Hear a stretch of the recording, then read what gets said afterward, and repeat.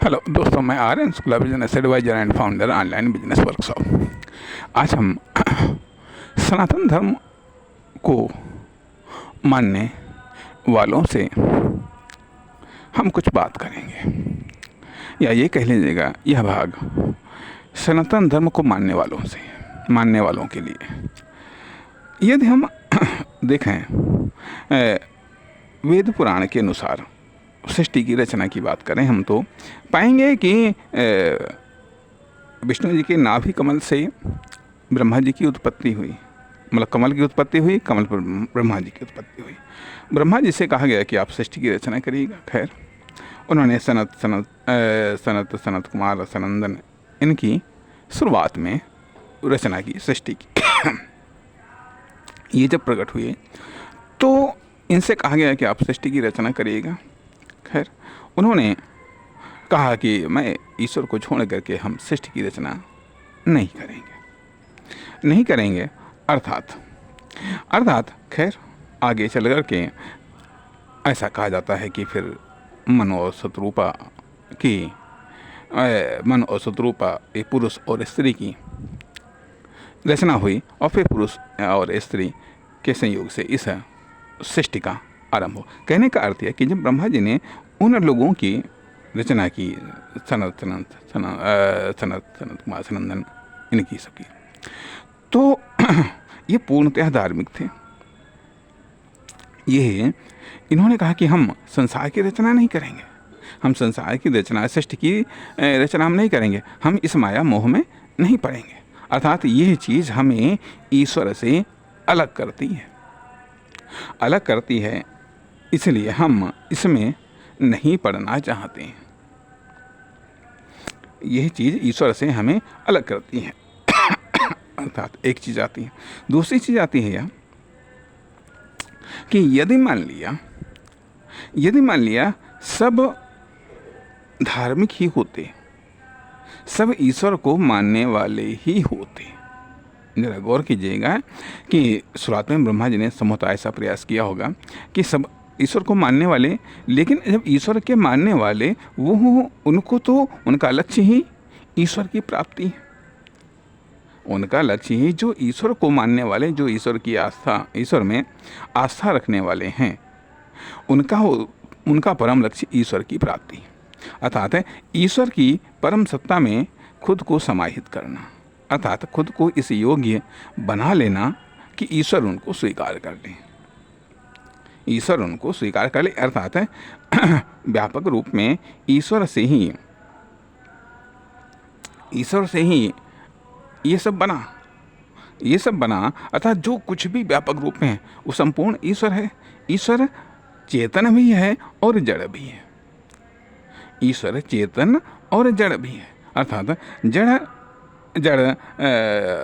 मान लिया भूमि, मिट्टी या इससे बनने वाले पदार्थ, मान लिया हवा भी कह लीजिएगा जो है, ठीक है, या स्पेस कह लीजिएगा, सूर्य, चांद, सितारे, ये सब चीज़ें मान लिया जड़ भी कहें या इनमें चेतनता भी कहें, ये जड़। इसके अलावा जो जीवन है, जिनमें जीवन है वह चेतनता अर्थात ईश्वर दो रूपों में, जो ईश्वर का संपूर्ण स्वरूप है वो दो रूपों में मिलता है। एक तो जड़ के रूप में, भौतिक रूप में, जिससे ये सारे का सारा ब्रह्मांड की रचना हुई। दूसरी चीज़ चेतन के रूप में, जिससे इस जड़ता में जीवन का संचार होता है। जड़ता में जीवन का, ये अर्थात शरीर अपने आप में जड़ है, लेकिन इसमें एक जीवन का संचार होता है। इसलिए यह व्यापक रूप में ईश्वर इन दोनों रूपों में उपलब्ध होता है, मतलब व्यापक रूप में है। और वही चीज़ एक न्यूनतम रूप में इस सृष्टि में दिखाई देता है। ईश्वर का कुछ स्वरूप सृष्टि के रूप में सामने आया। अर्थात ईश्वर ने सृष्टि का कार्य सोचा कि अब हम सृष्टि करें, अर्थात अपने आप से कुछ चीज़ों को अलग करके उससे हम एक नया सृजन करें, अर्थात ये ईश्वर की क्रिएटिविटी। इसीलिए ईश्वर को हम सबसे बड़ा इंटरप्रेन्योर, सबसे बड़ा उद्यमी मानते हैं, सबसे बड़ा मैन्युफैक्चरर मानते हैं। ईश्वर सबसे बड़ा मैन्युफैक्चरर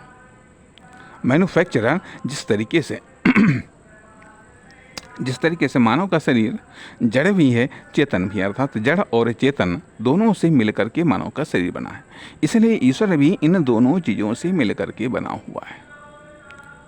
ईश्वर भी इन दोनों चीज़ों से मिलकर के बना हुआ है। या फिर ये कह लीजिएगा, अर्थात एक तो बात आती है कि उसका एक या तीन चीज़ें आती हैं। यदि ज्वाइंट रूप में माने तो तीसरी चीज़ मटेरियल आती हैं। तो जड़, चेतन और मटेरियल, तीन चीज़ें प्रमुखता हैं। मटेरियल से आकाश, चांद, सितारे, ये सब चीज़ें बनी। अब ये भी सवाल उठता है कि आखिरकार ईश्वर जो जड़ या चेतन है वो किस रूप में है, इसके बारे में तो जानना असंभव है जब तक ईश्वर खुद न जनाए, क्योंकि इतनी मानव की क्षमता नहीं है कि वह इन ब्रह्मांड के निर्माता को, न जाने कितने ब्रह्मांडों की रचना करने वाले को, अनंत की रचना करने वालों तक वह पहुंच सके जब तक कि ईश्वर की कृपा नहीं होती है। जब तक कि ईश्वर की कृपा नहीं होती है तब तक ईश्वर को नहीं जान सकते, लेकिन फिर भी जानने का प्रयास करता है। अर्थात ईश्वर को जानने, पहचानने या ईश्वर तक पहुंचने के बताया गया कि तीन मार्ग हैं: भक्ति मार्ग, ज्ञान मार्ग और साधना, तपस्या, आराधना या उपासना मार्ग। ठीक है, तो ज्ञान मार्ग के द्वारा वो जानने का प्रयास करता। तो कहने का अर्थ है कि जो ईश्वर परम ब्रह्म, जिसको हम परासत्ता या जिसको हम प्रकृति कह सकते हैं, वह उसने जब उसके दिमाग में जब विचार आया सृष्टि का, तो खैर उसने सृष्टि करना शुरू किया। तो अब सवाल ये भी उठता है कि आखिरकार ये सृष्टि अब निश्चित तौर पर ब्रह्मा जी ने ऐसा कुछ सोचा होगा। ये जो कुछ मैं कह रहा हूँ, हो सकता है ये हमारी कल्पना हो, या हो सकता है कहीं कुछ किसी चीज़ से मेल खा जाए, वो बात अलग है। लेकिन फिलहाल के लिए अपनी वैचारिक कल्पना के आधार पर बात को स्पष्ट करने का प्रयास करते हैं कि अब ब्रह्मा जी ने ये सोचा कि ठीक है, अब ये तो धार्मिक रूप में ये तो नहीं, और हमें संसार की रचना करना है। संसार की रचना करना है तो सांसारिकता की भी रचना करनी होगी। जब हमें संसार की रचना करनी है तो हमें सांसारिकता की भी रचना करनी होगी, और वो हो चूँकि सबसे बड़ा टॉप मैन्युफैक्चरर। तो अब हम रचना करें, ठीक है, मान लिया ये थे, हमने रचना कर डाली 1000, 10,000, 20,000 लोगों की, मान लिया रचना कर डाली है। अब वो ठीक है, कायम है। तो कहा ये कुछ ऐसा ऑटोमेटिक सिस्टम होना चाहिए, कहाँ तक हम रचना करेंगे, रचना कर डालेंगे।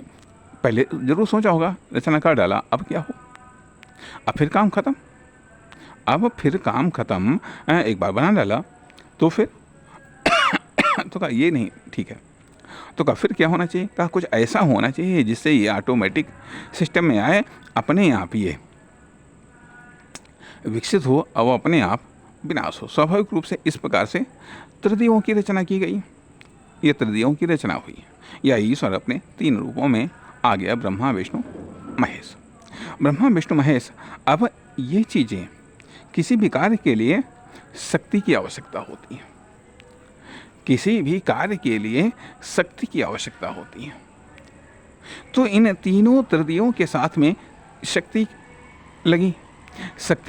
अर्थात अब यहाँ पर जो सृष्टि के रचना का विधान आया, कहा ये 3 चरणों में पूरा होता है। अब जन्म होना चाहिए, भाई सृष्टि की रचना अर्थात जन्म होना चाहिए, तो फिर उसका विकास अर्थात उसका पालन पोषण भी होना चाहिए। और पालन पोषण, अब जन्म हुआ, पालन पोषण हुआ, तो यदि वो उनका विनाश नहीं होगा तो वो तो अजर अमर हो जाएंगे। अर्थात उनकी आयु हम लोगों की आयु के बराबर पहुंच जाएगी। इसलिए कहा इनको अल्पायु करो, इनको अल्पायु करो। हमारी जितनी हम लोगों की आयु हो उसकी अपेक्षाकृत इनकी बहुत कम आयु करो। इसके लिए कहा गया कि भाई ठीक है, इनका विनाश निश्चित।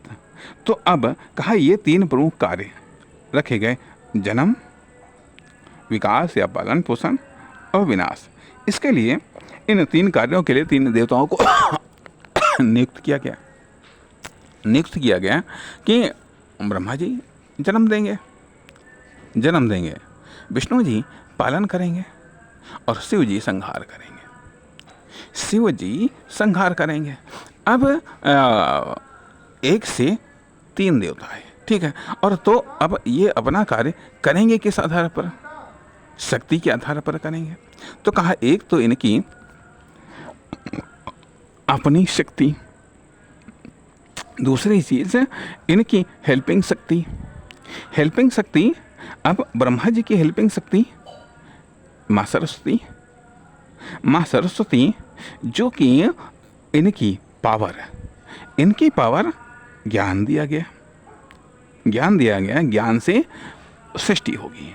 अर्थात ब्रह्मा जी को की हेल्पिंग शक्ति माँ सरस्वती जिनके पास में ज्ञान। दूसरी चीज़ विष्णु जी की शक्ति लक्ष्मी जिनके पास में धन, वैभव, ऐश्वर्य। उधर शिव जी की अपनी शक्ति, साथ में उनकी शक्ति माँ पार्वती जगदम्बा जिनके पास में हिंसक शक्ति, विनाशकारी शक्ति। अब कहा ये विनाश, तो कहा अब ये चीज़ें तो सर्वोच्च शक्तियाँ निहित हो गई। अर्थात एक सर्वोच्च शक्ति परम ब्रह्म परमात्मा ईश्वर, फिर वह शक्ति 3 रूपों में डिवाइड हो गई, ब्रह्मा विष्णु महेश के रूप में। और ये तीनों शक्तियाँ एक तरीके से इन्हीं की आत्म शक्तियाँ बनी जा करके एक पुरुष शक्ति, दूसरी नारी शक्ति के रूप में, अर्थात शक्ति पुरुष।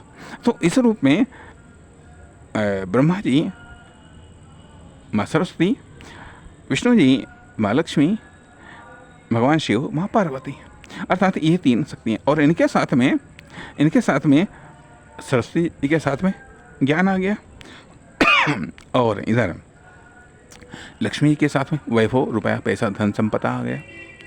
पार्वती जी के साथ में विनाशकारी शक्तियाँ।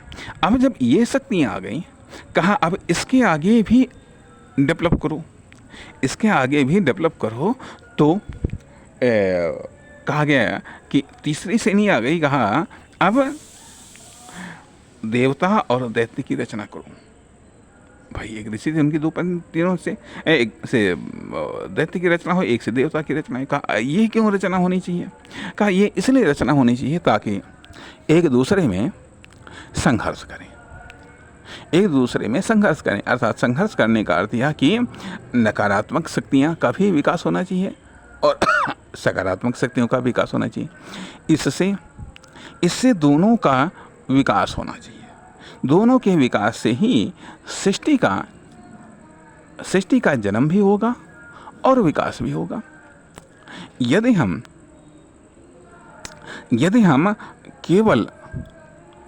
केवल दैवी शक्तियों का ही या देवताओं का ही यदि हम निर्माण करते हैं तो केवल एक ही विचारधारा पनपेगी।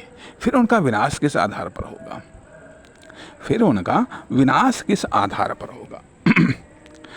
पर होगा? तो कहा इसलिए चूंकि सभी की आयु निश्चित है, फर्क केवल इतना है कि किसी की कम, किसी से उससे ज़्यादा, जो जिस लेवल का है उसकी आयु उतनी ज़्यादा है।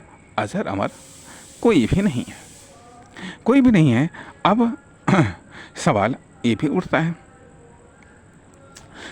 भी उठता है कि आखिरकार ये त्रिदेव आपस में क्यों नहीं टकराते?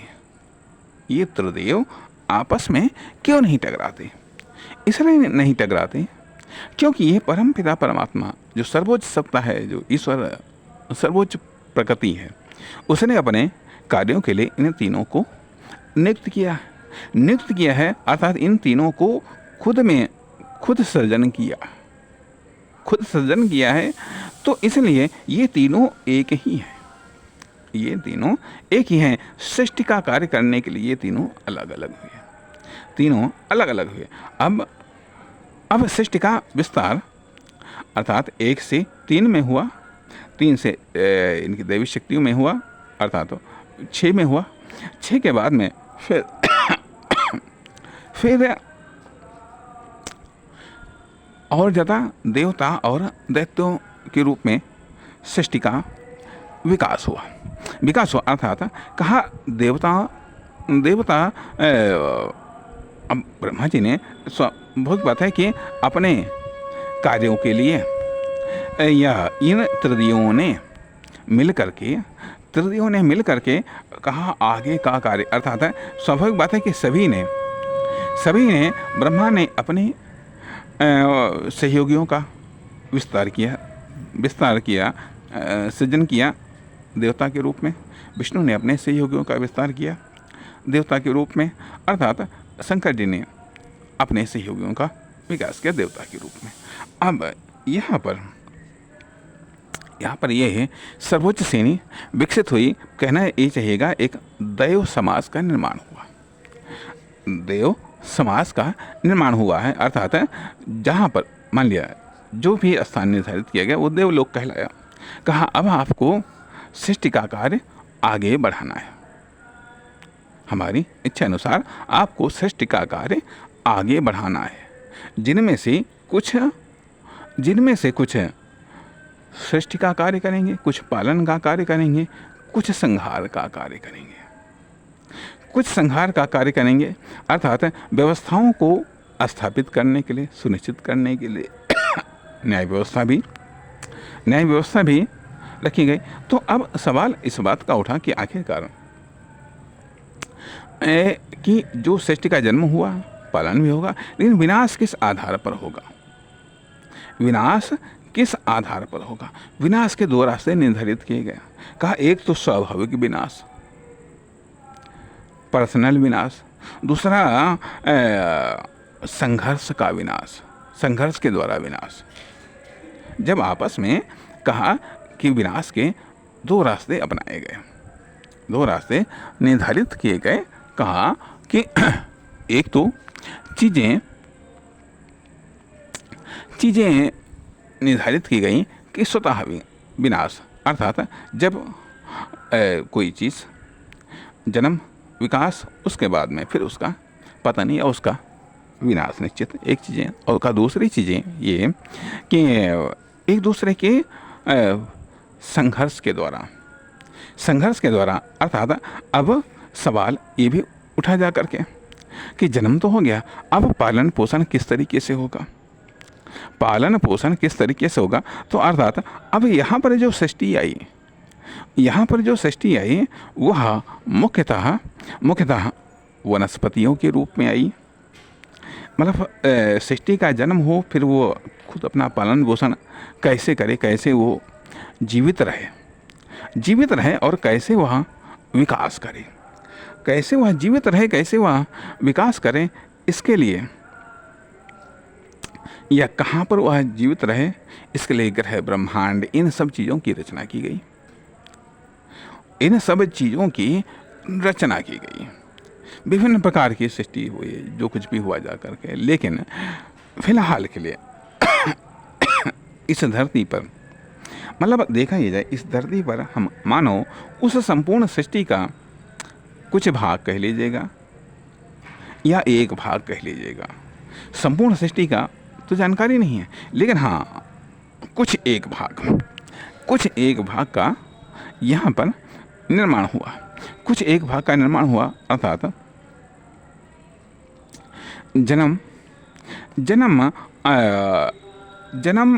सबका जन्म अलग अलग तरीके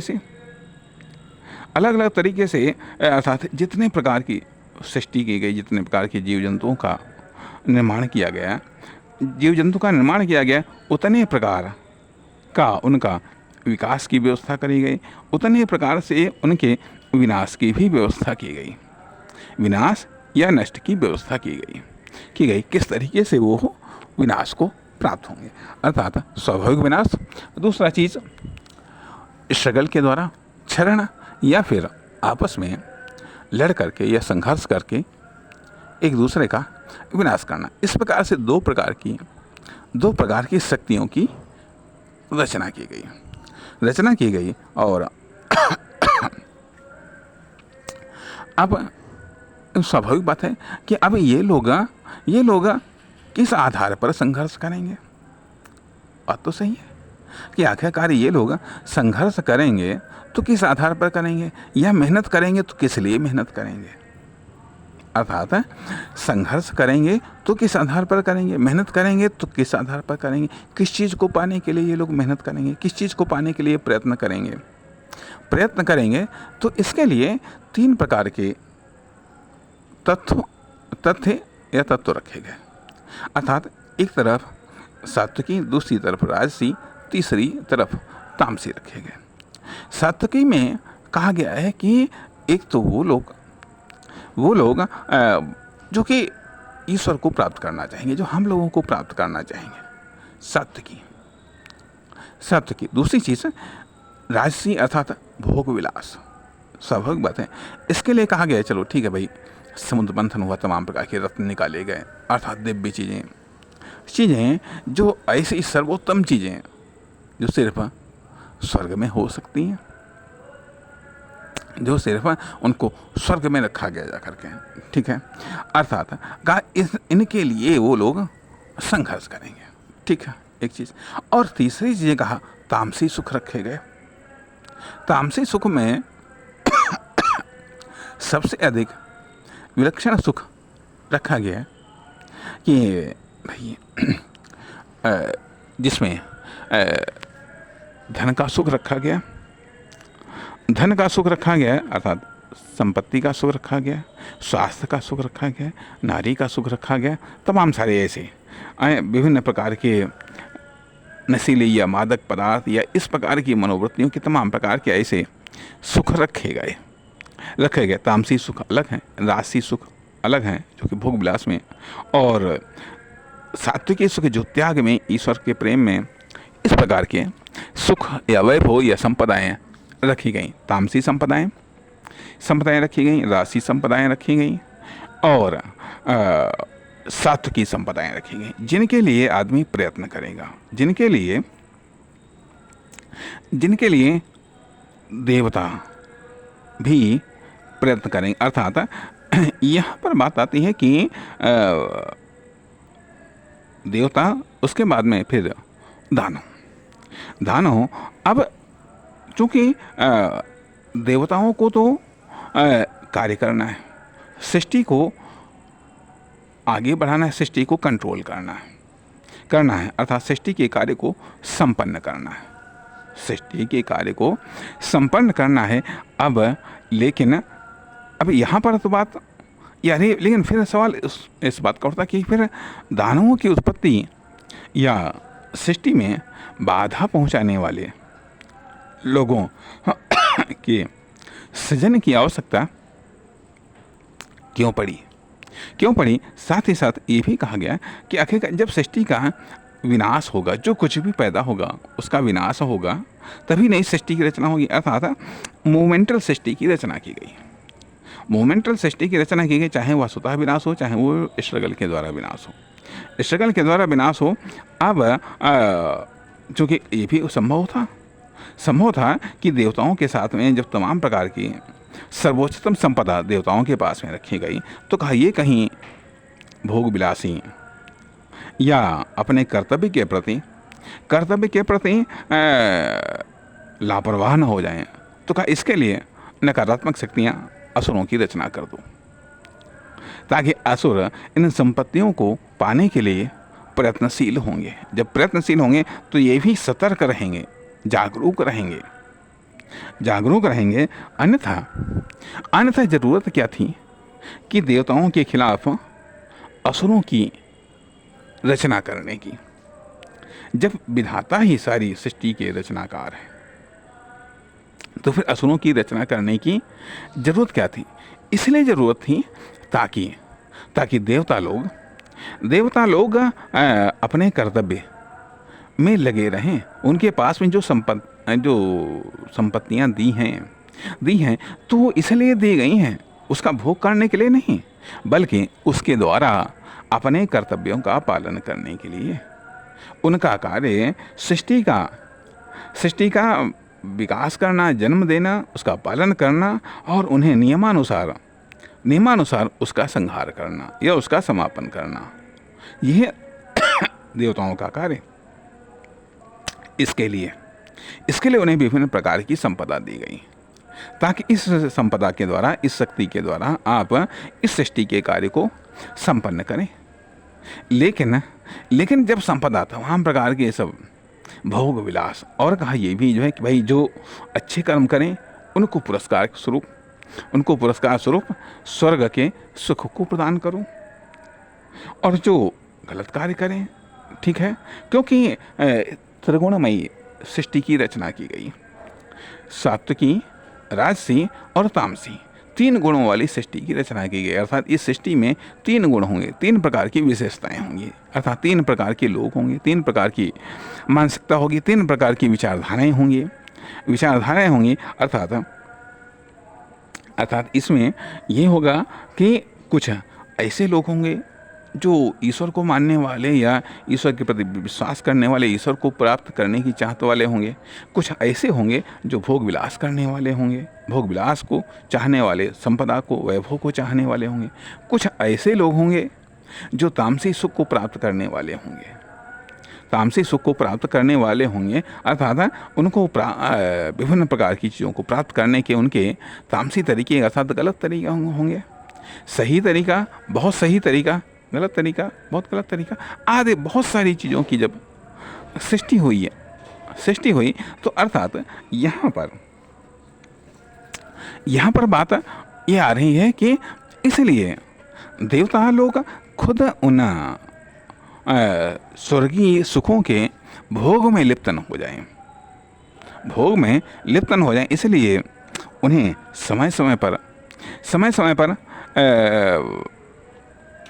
अनुशासित रखने के लिए, सतर्क सावधान रहने के लिए, यदि आप देवता होकर के भी यदि आप भोग विलास में लिप्त हो जाते हैं तो आप पर भी राक्षस आक्रमण कर देंगे। आपको दंड देने का विधान राक्षसों का है। जब तक आप सतर्क रहेंगे, जब तक आप कर्तव्य के प्रति सावधान रहेंगे, जब तक आप अपनी शक्तियों का सदुपयोग करते रहेंगे, तब तक आप सुरक्षित रहेंगे, आपके ऊपर संकट नहीं आएगा। दूसरी तरफ बात ये भी आती है कि अब ईश्वर ने जो सृष्टि में विधान किया, कहा कि ये जो सृष्टि है, अब सवाल ये भी उठता कि आखिरकार ये सृष्टि आगे बढ़ेगी कैसे, इसमें कितनी पावर देनी चाहिए। तो ये कहा गया कि इस सृष्टि में इतनी पावर दे दो कि यदि वो चाहें तो वह सर्वोच्च सत्ता तक हम तक पहुंच सकती है। कहा कर्म मतलब एक विधान ऐसा कर दो। अब जैसे कि मान लिया कहा गया कि भाई अन्य जीव जंतु हैं, ये जो जैसे हैं, जिस रूप में हैं उसी रूप में रहना है। इनमें कोई चेंजिंग नहीं आती, इसमें कोई चेंजिंग नहीं आती है। भाई जो पेड़ पौधे वो जिस रूप में हैं वो उसी रूप में रहेंगे जा करके, ठीक है। जानवर पशु पक्षी जो जिस रूप में हैं, नेचुरल रूप में हैं, वो उसी रूप में रहेंगे। तो कहा फिर क्या किया जाए। कहा कि ये जो मानव है यह उसी ईश्वर का एक प्रतिरूप है। इसीलिए कहा जाता है कि अहम ब्रह्मास्मि, ये ईश्वर का एक प्रतिरूप है, क्योंकि इसके पास में तीनों पावर हैं। सृजन की भी पावर है, सृजन की भी पावर है, और साथ ही साथ पालन की भी पावर है, विनाश की भी पावर है। तीनों पावर है, तीनों कार्य कर सकता है, तीनों कार्य कर सकता है, तीनों कार्य कर सकता है। और ये सब चीजें साधन उसको दे दिए गए, साधन उसको दे दिए गए। अब कहा कि ये हमारी का संपूर्ण सृष्टि में ये मानव सर्वोच्च या श्रेष्ठतम कृति है, मानव सर्वोच्च या श्रेष्ठतम कृति होगा, जो कि ये तीनों चीजें आ गई इसके पास में। अर्थात कर्म का विधान मानव के लिए है, बाकी के लिए तो सब अन्य सृष्टियों में तो जीवन यापन है। जीवन यापन कहा कर्म का विधान मानव के लिए है, क्योंकि ये हमारी प्रतिरूप, हमारी फोटो स्टेट है, हमारा सूक्ष्म रूप है। अर्थात यह कर्म के द्वारा हमें भी प्राप्त कर सकता है, हम तक भी पहुंच सकता है, स्वर्ग तक भी पहुंच सकता है। अच्छे कर्मों से वो स्वर्ग तक भी पहुंच सकता है, और खराब कर्म से वो नरक तक भी पहुंच सकता है। खराब कर्म क्यों रखे गए? खराब कर्मों की रचना क्यों की गई? क्योंकि यदि अच्छे कर्म हैं तो खराब कर्म का भी होना स्वाभाविक रूप से है। यदि सारे के सारे अच्छे कर्म करने लगेंगे, क्योंकि ये त्रिगुणों में शक्ति है, ये सृष्टि की रचना 3 गुणों वाली। तामसी मुख्य रूप से ये पाप कर्मों में लिप्त रहेंगे, सात्विकी मुख्य रूप से सात्विकी कर्म अर्थात ईश्वर के प्रति आस्था वाले कर्मों में लिप्त रहेंगे, और जो राजसी है वह समय पर कभी तामसी होगी, कभी सात्विकी में भटकती रहेगी, आसपास रहेगी। तो इसलिए यह सृष्टि अपने आप में जन्म, विकास और पतन को यह प्राप्त होती रहे, इसलिए त्रिगुण में सृष्टि की रचना हुई। तो अब ये जो पाप कर्म अर्थात सात्विकी कर्म पाप कर्म को नष्ट कर सकते हैं, पाप कर्म सात्विकी कर्म को नष्ट कर सकते हैं।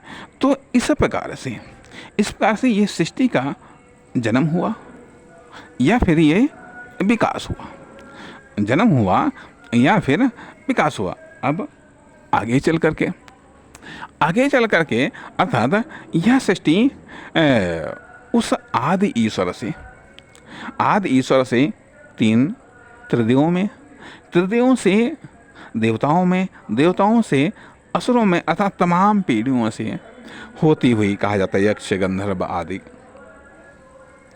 संभवतः तक अभी मानो नहीं पहुंचा है। ठीक है, ये जो पहुंचे उन्होंने इसका बताया, तभी तो ये जानकारी मिली। लेकिन अब ये यहाँ पर अंतिम स्टेज मानव के बाद में पशु पक्षी जीव जंतु कीड़े मकोड़े। कहने का अर्थ है कि कर्म का जो विधान है वह मानव के लिए है, कर्म का विधान यह मानव के लिए है, और यह सृष्टि निरंतर रूप से सृजन। नमस्कार, धन्यवाद।